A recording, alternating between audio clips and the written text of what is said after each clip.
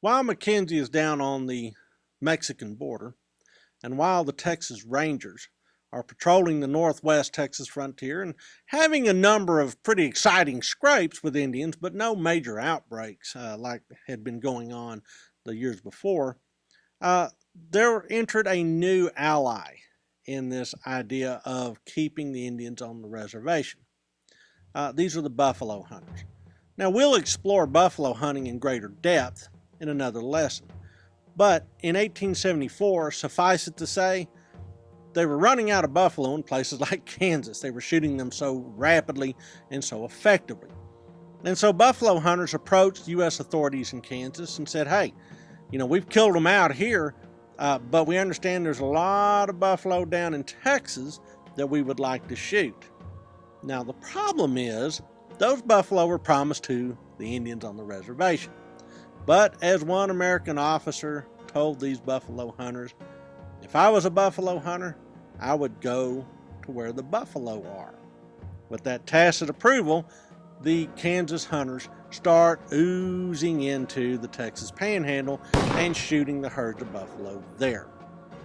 Clearly, this is a violation of the law.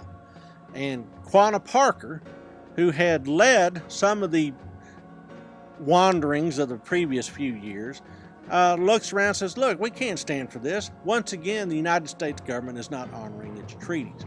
So he gathers up some other leaders from the Southern Cheyenne, the Arapahoes, the Kiowa, and says, look, we got to do something about this.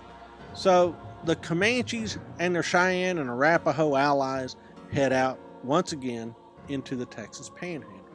And there they encounter a collection of buffalo hunters at the old trading post known as Adobe Walls. Adobe Walls sits just north of the Canadian River. On June 27, 1874, this collection of Indians attacks Adobe Walls, but is not successful. After all, the guys within those adobe buildings have very high-power rifles that have incredible range. One, Billy Dixon, even manages to shoot one of the Cheyenne chiefs from nearly a mile out. So, unable to eliminate this group of buffalo hunters, the Indians retreat and then try to figure out what they'll do next. Well, the buffalo hunters understand these plains are not very safe anymore, and they withdraw as well. Further east, you have Kiowa Chief Lone Wolf. And Lone Wolf is once again pressing the Kiowa campaigns into North Texas.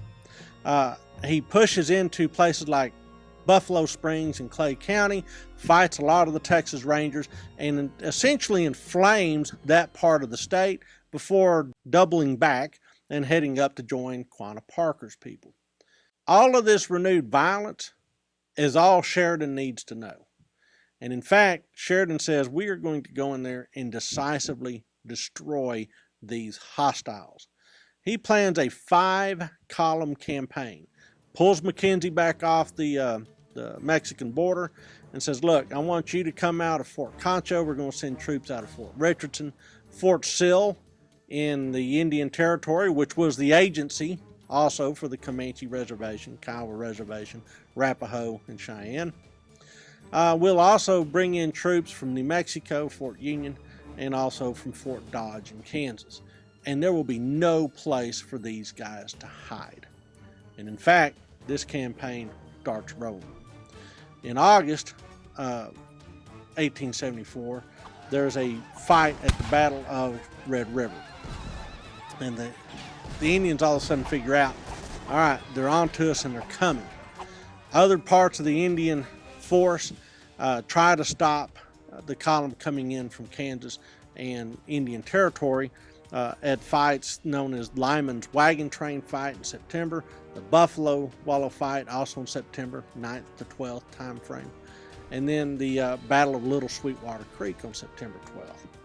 All of these battles are really skirmishes in which the Indians are fighting delaying actions as they're falling back onto their stronghold, which is Palo Duro Canyon.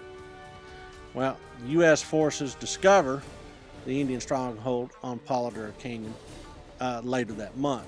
It's actually Mackenzie's column that discovers it.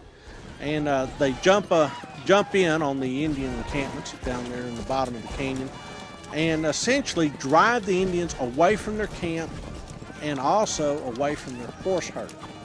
September 28th is a decisive day because the U.S. troops not only are able to push the Indians back, but they scrape all those Indian possessions into a pile, burn the lodges, take the horses a couple of miles south to Tule Canyon, and then shoot all their horses.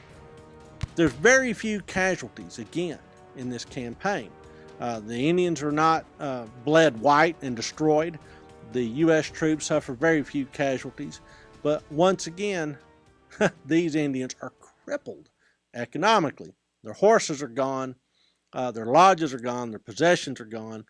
U.S. troops, by and large, return to their bases.